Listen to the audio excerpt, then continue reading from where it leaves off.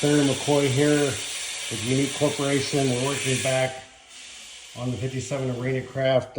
We need to get the log shaft hole drilled for the prop shaft to come up through. We made our own bar off a scavenge drive shaft. We mounted the strut plate and a new bearing.